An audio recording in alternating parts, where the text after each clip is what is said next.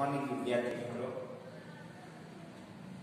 છેલ્લે લાસ્ટ લેક્ચરમાં આપણે ઉદાહરણ 4.11 સુધી જોયું. ત્યારબાદ આ લેક્ચરમાં આપણે ઉદાહરણ 4.12 તરફ જઈએ. તો ઉદાહરણ 4.12 એ થિયરી બેઝ છે અને એમની રકમ આ રીતે છે.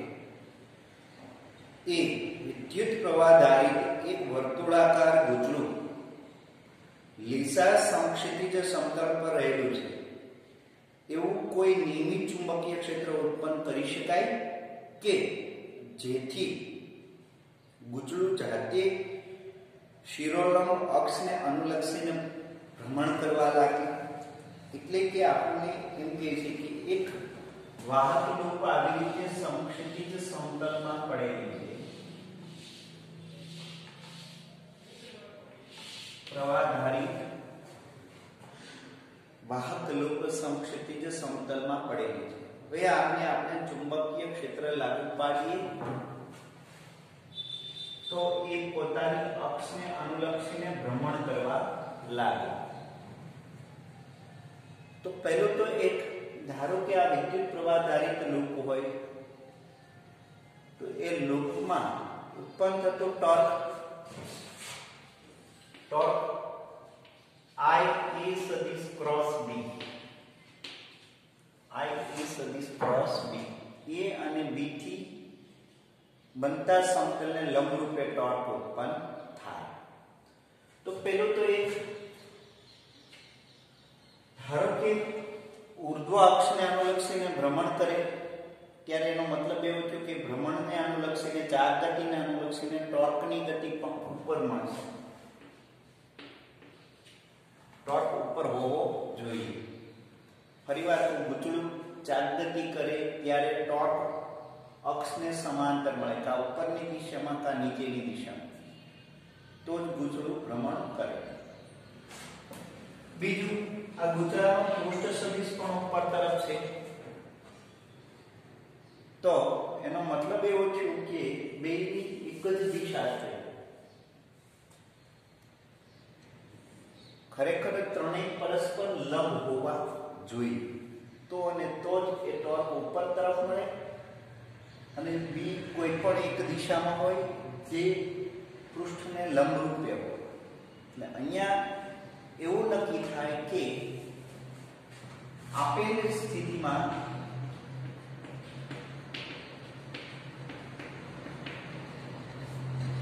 બીની કોઈ પણ દિશા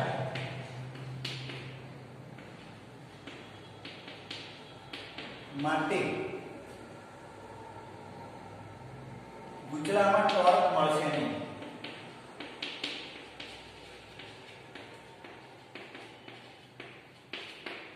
શિરોલંબ દિશામાં ટોર્ક મળશે નહીં. કેમ કે કારણ કે ટોર્ક અને એની દિશા એક જ છે.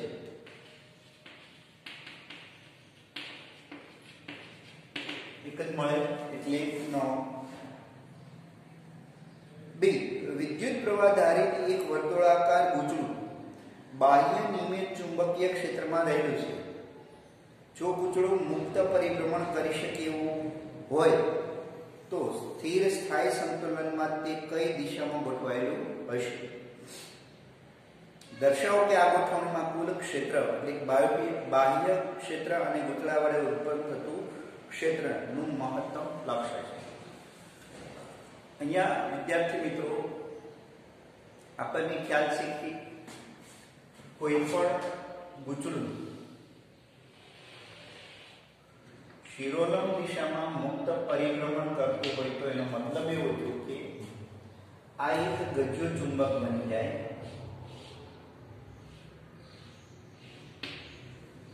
ગજ્યા ચુંબકમાં ડાયપોલ મોમેન્ટ m અને પૃષ્ઠ સદિશ a બે એક જ દિશામાં હોય.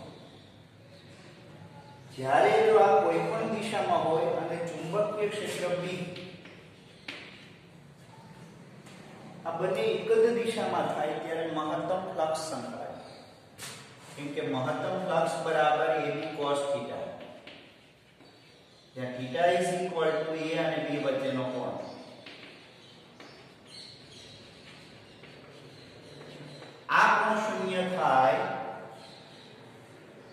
એ અને બી બે એક જ ડાયરેક્શનમાં અને મહત્તમ ફ્લક્સ સંકળાય, ત્યાર પછી ટોર્ક ઉત્પન્ન થશે નહીં. અને સાથે સાથે આમ કહીએ તો ટોર્ક એ બી સાઇન થીટા, એને બી સાઇન થીટા, એમાં થીટા ઇઝ ઇક્વલ ટુ 0 હોય ત્યારે ટોર્ક શૂન્ય મળે, અને ટોર્ક શૂન્ય મળે તો એ એની સંતુલિત સ્થિતિ થઈ. કઈ થઈ? સંતુલિત સ્થિતિ.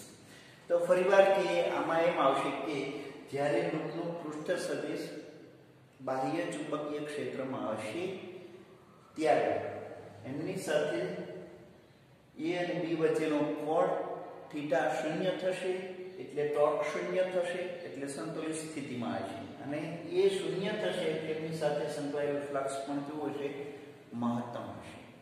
તો આમાં એ રીતે આવશે, એ અને બી ની ડાયરેક્શન એક જ થાય ત્યારે મહત્તમ ફ્લક્સ સંકળાય.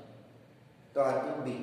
ત્યારબાદ સી, અનિયમિત આકાર ધરાવતું વિદ્યુત પ્રવાહ ધારિત ગુચળું બાહ્ય નિયમિત ચુંબકીય ક્ષેત્રમાં રહેલું છે. જો તાર નરમ, વાળી શકે તો ઢીલો હોય તો શા માટે તે વર્તુળાકાર ધારણ કરે છે? તો અહીંયા એવું છે કે અનિયમિત આકારનું વિદ્યુત પ્રવાહ ધારિત ગુચળું બાહ્ય નિયમિત ચુંબકીય ક્ષેત્રમાં રહેલું હોય ત્યારે પ્રત્યેક સૂક્ષ્મ ખંડ પર લાગતું બળ હંમેશા કેન્દ્રથી દૂર હોય, કેમ કે આ પ્રત્યેક સૂક્ષ્મ ખંડ એક આઈડીએલ સદિશ વડે દર્શાવાય. ને સાથે સાથે ચુંબકીય ક્ષેત્ર પણ આપણે કોઈ એક દિશામાં લઈએ તે પરસ્પર લંબ થશે. તો આ લૂપ વિસ્તરણ થવાનો ગુણધર્મ ધરાવે. શું દર્શાવશે? વિસ્તરણ થવાનો ગુણધર્મ દર્શાવે. શા માટે? તો કે ધારો કે લૂપમાં આ રીતે પ્રવાહ વહે છે ત્યારે લૂપના કારણે ઉત્પન્ન થતું ચુંબકીય ક્ષેત્ર નીચે તરફ, તેનો મતલબ એમ થયો કે આઈડીએલ આ દિશામાં થયું, ચુંબકીય ક્ષેત્ર નીચે તરફ થયું. ફરીવાર કહું, સૂક્ષ્મ ખંડ આઈડીએલ આ દિશામાં મળશે, ચુંબકીય ક્ષેત્ર નીચે તરફ મળશે. તો આઈડીએલ ક્રોસ બી થી એફ આ બે થી બનતા સમતલના લંબરૂપે બહાર આવશે. પ્રત્યેક બિંદુએ બળનું મૂલ્ય બહાર તરફ મળે છે. એટલે લૂપ વિસ્તરણનો ગુણધર્મ ધરાવતું હોવાથી એ શેપ કેવો ધારણ કરી લેશે? વર્તુળાકાર. કેવો ધારણ કરી લેશે? વર્તુળાકાર. અને સાથે સાથે ક્ષેત્રને લંબરૂપે હોય ત્યારે મહત્તમ ફ્લક્સ આવરી લેવાય, એટલે કે વર્તુળાકાર શેપ છે એ જ મહત્તમ ફ્લક્સ આપે. તો આ હતું 4.12. ત્યારબાદ 4.13 તરફથી ઉદાહરણ 4.13.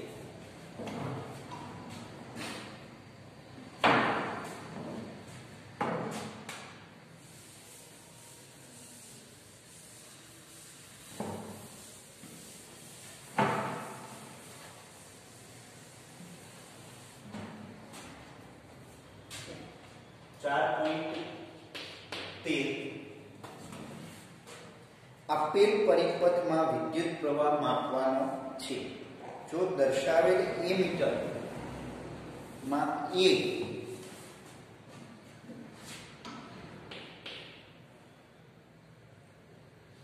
માં ગેલ્વેનોમીટરનો રેઝિસ્ટન્સ આપેલો છે 60 ઓહમ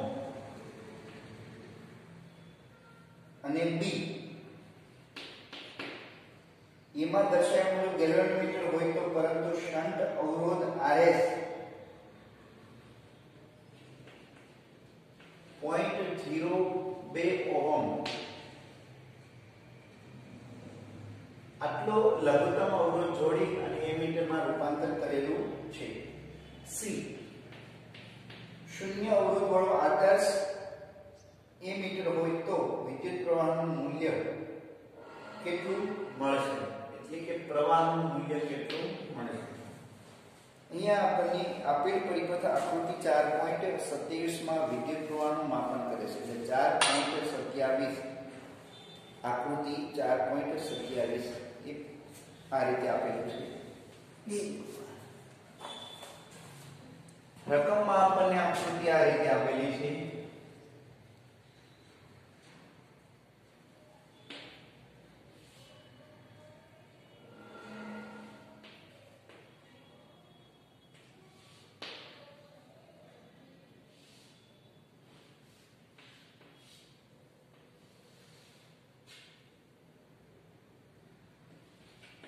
ત્રણ વોલ્ટ છે, 3 ઓહમ છે અવરોધ અને એ મીટર દર્શાવે.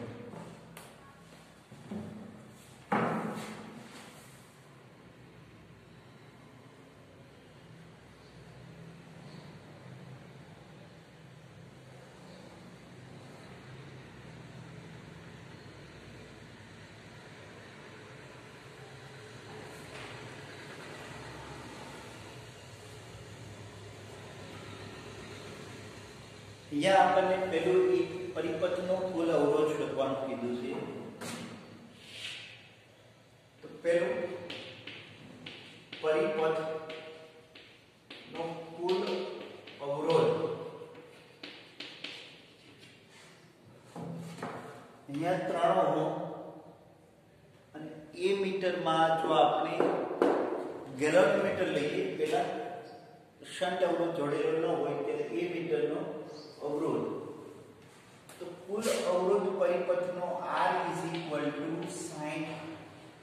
પ્લસ 3 ઓહમ એટલે 63 ઓહમ થશે.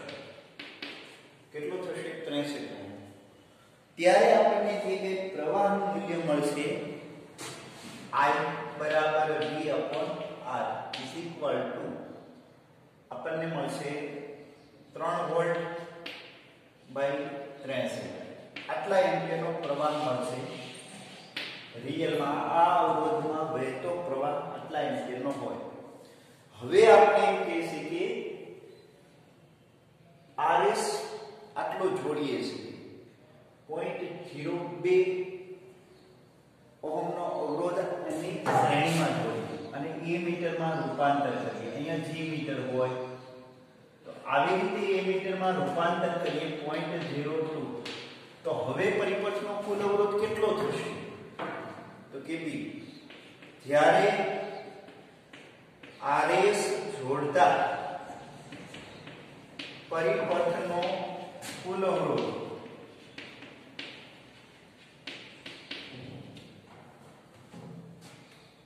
તો પહેલા આપણે બે સમાંતર છે ત્યારે એનો કુલ અવરોધ આપણે જોડીને મેળવીએ તો 0.0263 60 ના છેદમાં 0.02 પ્લસ 60 એટલે એપ્રોક્સિમેટ 0.02 જ મળશે. એના કરતાં થોડો ઓછો મળે પણ એ આપણે ખ્યાલ છે. બે અવરોધ સમાંતર જોડાણમાં હોય ત્યારે સમતુલ્ય અવરોધ એ લઘુત્તમ અવરોધ જોડેલો હોય એના જેટલો અથવા એના કરતાં સહેજ નાનો મળે છે. આપણે એપ્રોક્સિમેટ આટલો મળશે. ત્યારે હવે કુલ અવરોધ કેટલો થશે? તો R અહીંયા 3 પ્લસ 0.02 એટલે 3.02. ત્યારે પ્રવાહ કેટલો મળશે?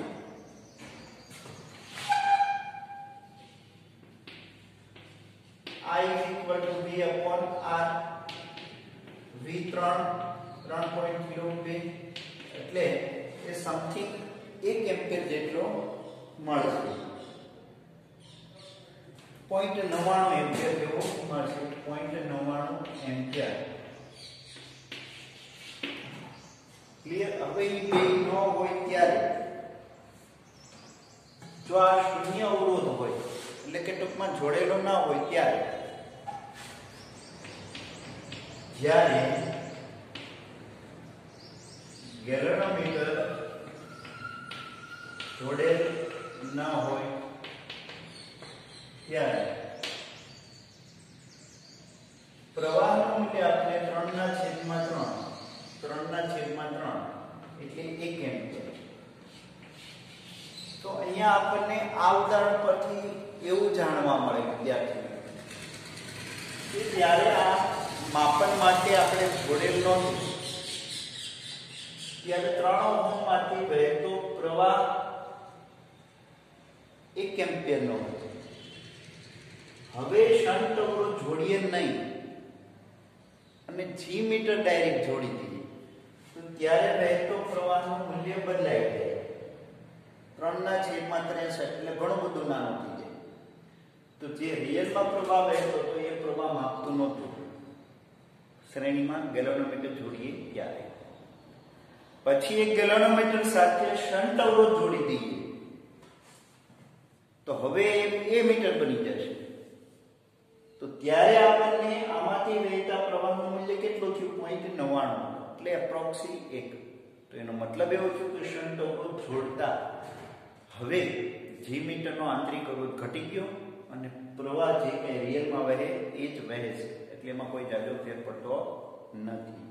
એટલે આપણને એ સાચું મૂલ્ય મળશે. તો અહીંયા એ હતું 4.13. વિદ્યાર્થી મિત્રો ઉદાહરણ અહીંયા કમ્પ્લીટ થાય છે. ત્યારબાદ આપણે ચેપ્ટર 5 ના ઉદાહરણો જોઈએ. ચેપ્ટર 4 ના ઉદાહરણ કમ્પ્લીટ થઈ ગયા વિદ્યાર્થી મિત્રો. ચેપ્ટર 5 ના ઉદાહરણ આપણે જોઈએ. તો ચેપ્ટર 5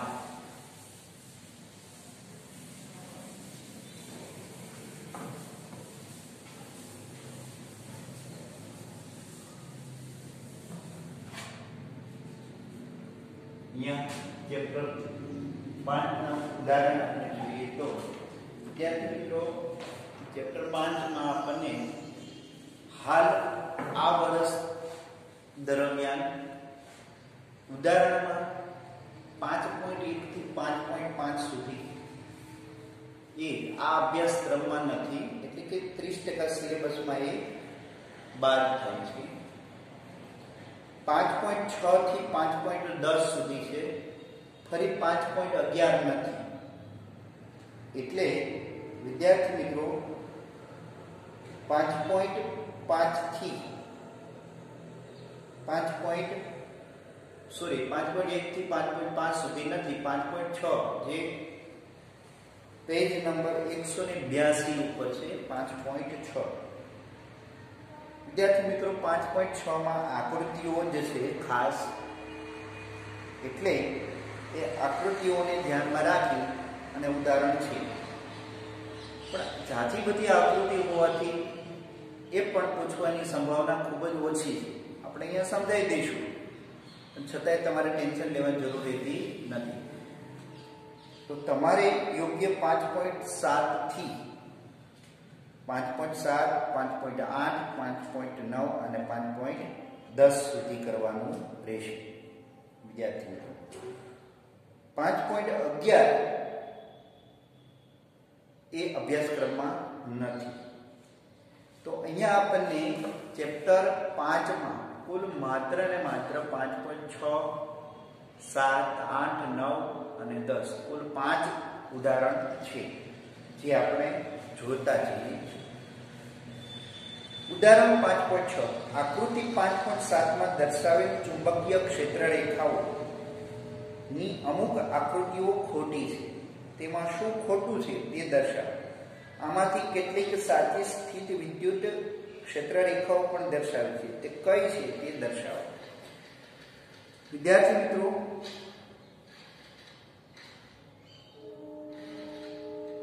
પહેલી આકૃતિ એ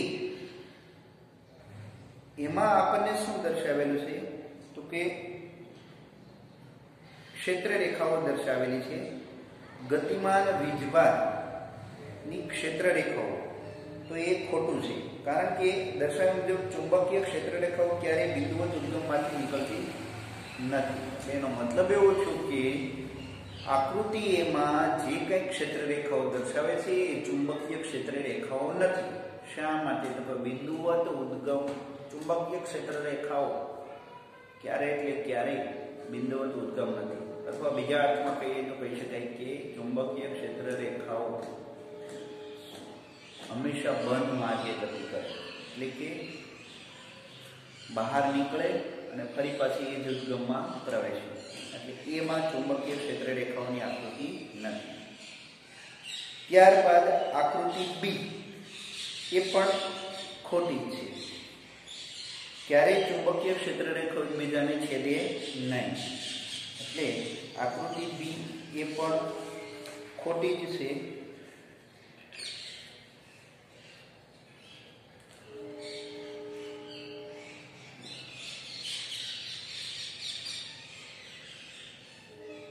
એટલે એ આપણને બી આકૃતિ ખોટી મળશે. ત્યારબાદ સી આકૃતિ સી,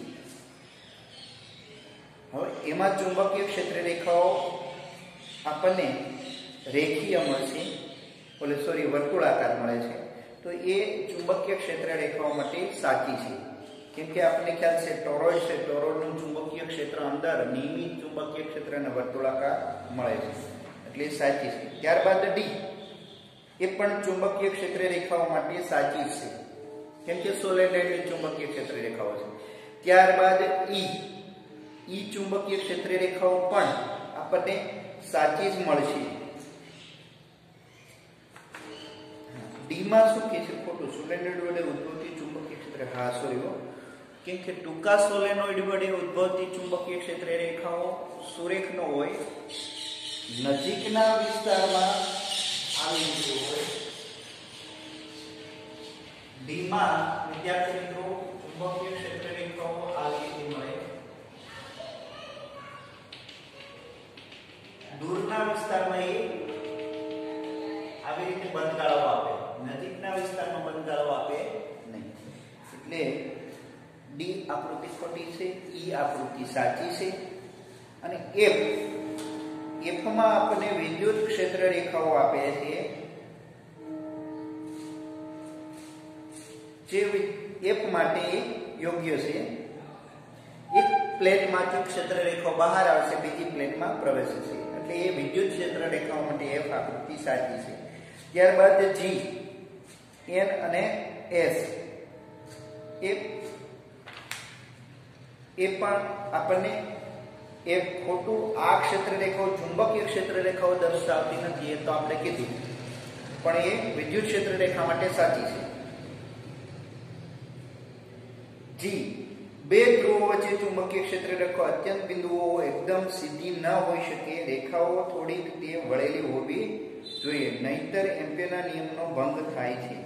એટલે કે એનો મતલબ એમ છે કે બે ધ્રુવ વચ્ચે વિદ્યુત ક્ષેત્ર રેખાઓ સ્ટ્રેટ ન હોય, એ તો આપણને ખ્યાલ છે વક્ર જ હોય, એન થી એસ તરફની ચુંબકીય ક્ષેત્ર રેખાઓ.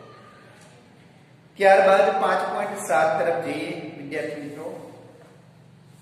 તો 5.7 માં એ ચુંબકીય ક્ષેત્ર રેખાઓ વડે દર્શાવેલી દિશામાં ચુંબકિત કરેલી સોય ગોઠવાય છે, એક રેખા થાય. શું ચુંબકીય ક્ષેત્ર રેખાઓ ગતિ કરતા વીજભાર માટે દરેક બિંદુએ ચુંબકીય બળ રેખાઓ દર્શાવે છે?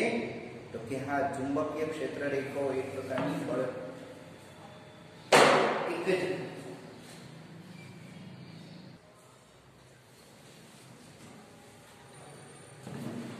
5.7 તરફ જઈએ. હમણાં જોયું તો રકમ જોઈએ તો ચુંબકીય ક્ષેત્ર રેખાઓ વડે દર્શાવેલી દિશામાં ચુંબકિત કરેલો સોય ગોઠવાય છે. શું ચુંબકીય ક્ષેત્ર રેખાઓ ગતિ કરતા વીજભાર માટે દરેક બિંદુએ ચુંબકીય બળ રેખાઓ દર્શાવે છે? તો કે અહીંયા આપણે એમ કહી શકીએ મિત્રો કે ધારો કે કોઈ ચુંબકીય ક્ષેત્ર રેખાઓ આ રીતે, દાખલા તરીકે ગતિઓ ચુંબક છે S અને A, આની ચુંબકીય ક્ષેત્ર રેખાઓ આ રીતે દર્શાવી આપણે. હવે જે તે બિંદુએ ચુંબકીય સોય ગોઠવીએ તો આ રીતે ગોઠવાશે. સોય સ્પર્શકની દિશામાં ગોઠવાશે. તો એનો મતલબ એવો છે કે ચુંબકીય સોય છે ns ધ્રુવ દર્શાવે, પણ આ કિસ્સામાં કેસમાં પ્રત્યેક બિંદુએ ટોર્ક શૂન્ય લઈ શકીએ, બળ શૂન્ય લઈ શકાય નહીં, કેમ કે હંમેશા ચુંબકીય બળ ક્ષેત્રને લંબરૂપે લાગે, એટલે આને બળ રેખાઓ ના કહી શકીએ. જ્યારે ડાયપોલના કિસ્સામાં એવું થાય કે અહીંયા ગતિમાન વીજભાર હોય તો ગતિમાન વીજભાર પર લાગતું બળ લોરેન્સ ફોર્સ એ હંમેશા v અને b થી બનતા સમતલને લંબરૂપે લાગે, એટલે આને બળ રેખાઓ કહી શકાય નહીં. જ્યારે વિદ્યુત ક્ષેત્રના કિસ્સામાં એવું થઈ શકે છે, ક્ષેત્રની દિશામાં જ બળ લાગે, એટલે વિદ્યુત ક્ષેત્ર રેખાઓ એ બળ રેખાઓ તરીકે લઈ શકાય, જ્યારે ચુંબકીય ક્ષેત્ર રેખાઓ એ બળ રેખાઓ તરીકે લઈ શકાય નહીં, કેમ કે ચુંબકીય ક્ષેત્ર લંબરૂપે બળ લાગે, ચુંબકીય ક્ષેત્રને લંબરૂપે વીજભાર બળ લાગે. તો આ હતું 5.7 માં પહેલું E 5.7 માં પહેલું E. ત્યારબાદ બી જોઈએ. ટોરોઇડના ગર્ભભાગમાં ચુંબકીય ક્ષેત્ર રેખાઓ સંપૂર્ણતઃ સમાયેલી હોય છે, પરંતુ સીધા સોલેનોઇડમાં નહીં. શા માટે? કે સીધા સોલેનોઇડમાં શું થાય છે, ક્ષેત્ર રેખાઓ નજીકના વિસ્તારમાં જોઈએ તો આવી રીતે ચુંબકીય ક્ષેત્ર રેખાઓ મળે. એનો મતલબ એવું છે કે પ્રત્યેક આડછેદમાંથી બહાર આવે છે. જ્યારે દૂર વિચારીએ તો એ અંદર તરફ દાખલ થાય. ત્યારે ટોરોઇડમાં શું થાય છે, આ જ બધી ક્ષેત્ર રેખાઓ અહીંયા આડછેદમાંથી બહાર નીકળી જાય છે અવકાશમાં. જ્યારે ટોરોઇડમાં ચુંબકીય ક્ષેત્ર રેખાઓ ટોરોઇડમાં જ સમાયેલી રહે, કે બંને આડછેદ ભેગા છે, પ્રત્યેક આડછેદમાંથી બહાર નીકળે અને પ્રત્યેક આડછેદમાં પાછી દાખલ થાય, એટલે પૂરેપૂરું ચુંબકીય ક્ષેત્ર ટોરોઇડમાં સમાયેલું રહે, વર્તુળાકાર હોય ત્યાં હોવાથી. આમાં પૂરેપૂરું ચુંબકીય ક્ષેત્ર ઘેરાયેલું રહેતું નથી, કારણ કે આનું ચુંબકીય ક્ષેત્ર રેખીય આકારનું છે, સુરેખાકાર, જ્યારે આનું ચુંબકીય ક્ષેત્ર વર્તુળાકાર હોવાથી ટોરોઇડમાં પૂરેપૂરું ચુંબકીય ક્ષેત્ર સમાયેલું હોય કમ્પેર ટુ સોલેનોઇડ. ત્યારબાદ આપણને એમાં સી, જો ચુંબકીય એક ધ્રુવો અસ્તિત્વ ધરાવતી હોત તો ચુંબકત્વ માટે ગાઉસનો નિયમ કઈ રીતે લખાય? તો વિદ્યાર્થી મિત્રો, આપણે વિદ્યુત ક્ષેત્ર માટે ગાઉસનો નિયમ આ રીતે લખીએ છીએ. વિદ્યુત ક્ષેત્રનું બંધ પૃષ્ઠ પરનું સંકલન એ એમના આપણે ઘેરાયેલો વીજભાર અને એપ્સિલોન નોટ જેટલું હોય, જ્યાં q એ વીજભારનું મૂલ્ય છે. સેમ જો ચુંબકીય ક્ષેત્રમાં આપણે વિચારીએ એવું તો કે s અને n, n ધ્રુવ પાસે જે ચુંબકત્વ છે એને qm વડે દર્શાવીએ, ધ્રુવમાન વડે દર્શાવીએ. શાના વડે દર્શાવીએ? ધ્રુવમાન.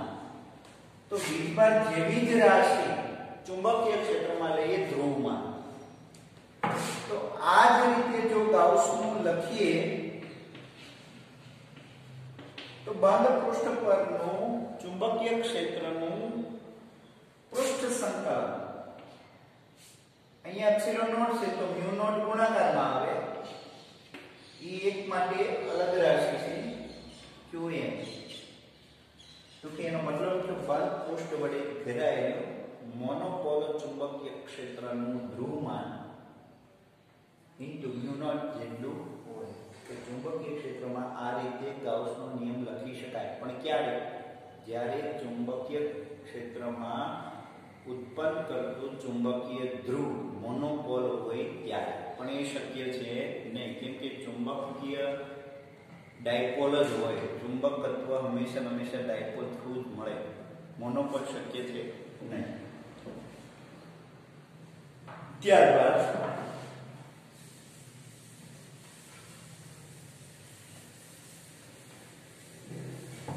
5.7 માં ડી તરફ જઈએ તો શું ગજિયા ચુંબકનું ચુંબકીય ક્ષેત્ર તેમના પોતાના પર ટોર્ક લગાડશે તો કે નહીં? શા માટે?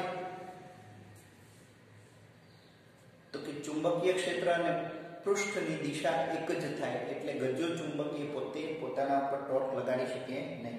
શું વિદ્યુત પ્રવાહ ધારિત તારનો એક ખંડ તે જ તારના બીજા પ્રવાહ ધારિત ખંડ પર વિદ્યુત બળ ચુંબકીય બળ લગાડે?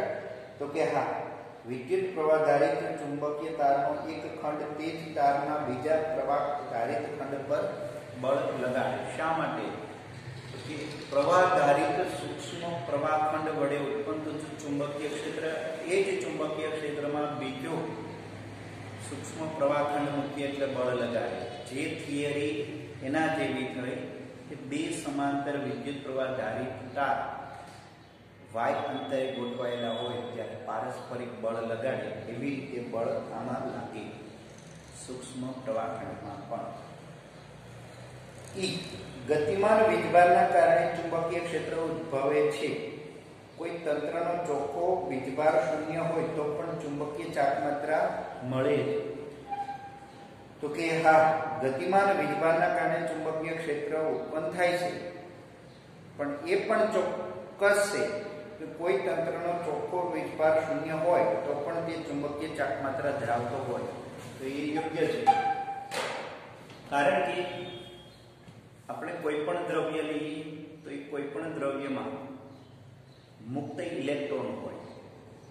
હવે આ મુક્ત ઇલેક્ટ્રોનને અનુલક્ષીને જો આપણે એવું વિચારીએ તો એમની પરિણામી ડાયપોલ મોમેન્ટ શૂન્ય હોય. દાખલા તરીકે પેરામેગ્નેટિક પદાર્થ લઈએ તો પેરામેગ્નેટિક પદાર્થમાં ઘણા બધા અણુઓ હોય, પણ દરેક અણુની ચુંબકીય ડાયપોલ મોમેન્ટ હોય.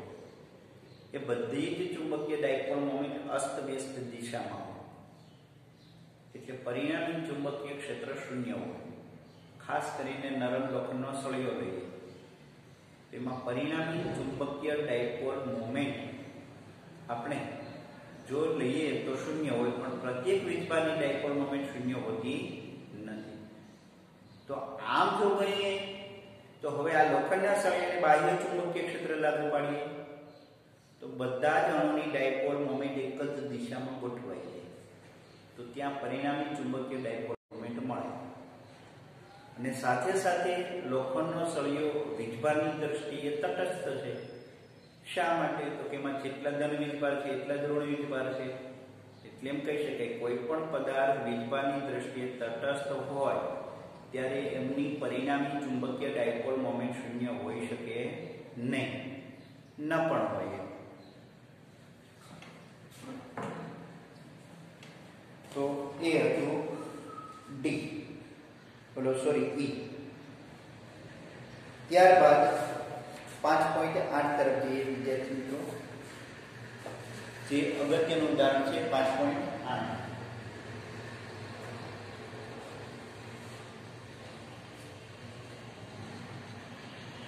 ઉદાહરણ 5.8.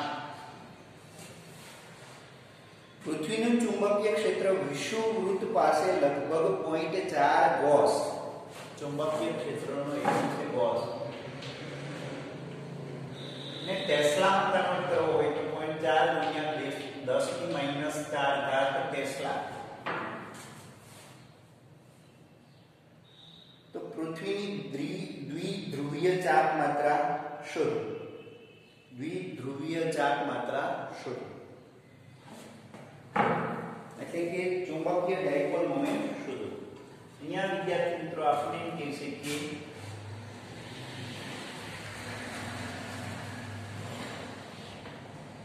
આવી રીતે જો લઈએ પૃથ્વી એક ચુંબક તરીકે વર્તે છે, મેગ્નેટ તરીકે વર્તે અને એની ચુંબકીય ક્ષેત્ર રેખા આ રીતે મળે. આ એની વિષુવ અક્ષ થાય વિદ્યાર્થી મિત્રો.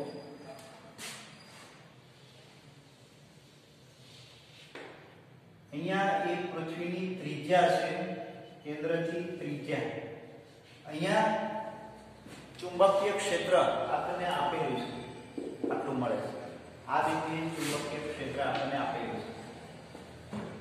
તો વિષુવક્ષ પર y અંતરે ચુંબકીય ક્ષેત્ર જોતું હોય તો આપણે ભણી ગયા છીએ. પૃથ્વીના વિષુવ અક્ષ પર r અંતરે ચુંબકીય ક્ષેત્ર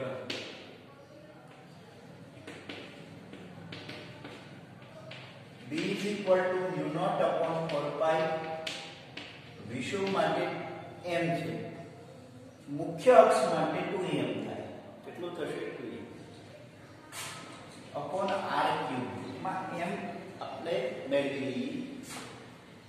m is equal to 4 pi b r cube upon mu naught.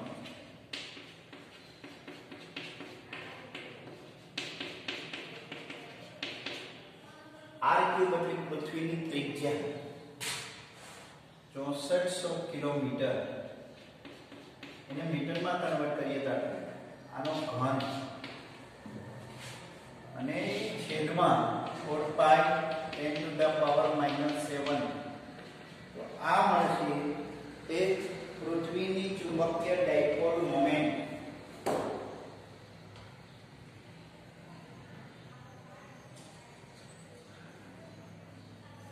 એક 0.05 10⁻23 એમ્પિયર ઇન્ટુ મીટર સ્ક્વેર જેટલી મળશે.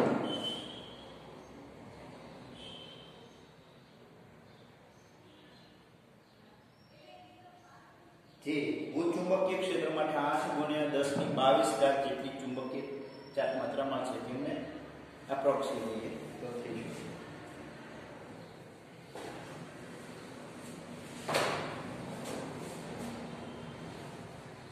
ત્યારબાદ 5.9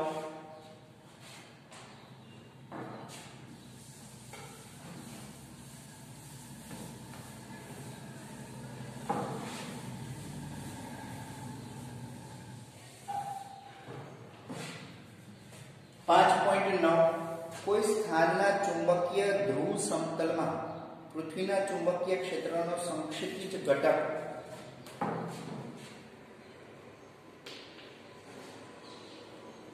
ક્ષેત્રનો સંક્ષિપ્ત ઘટક આપણે આપેલો છે 0.26 ગોસ અને ડીપ એંગલ phi 60 અંશ હોય તો આ સ્થળે પૃથ્વીનું ચુંબકીય ક્ષેત્ર કેટલું હશે? અહીંયા વિદ્યાર્થી મિત્રો ભૂચુંબકીય ક્ષેત્રમાં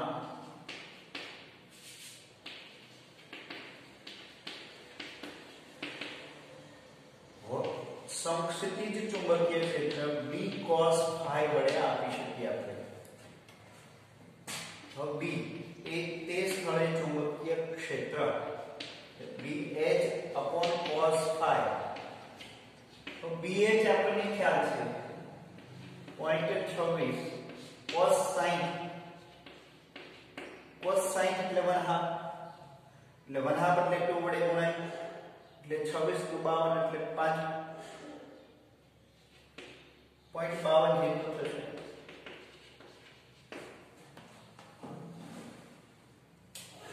તો આટલા ગોસ આપણને ચુંબકીય ક્ષેત્ર મળશે.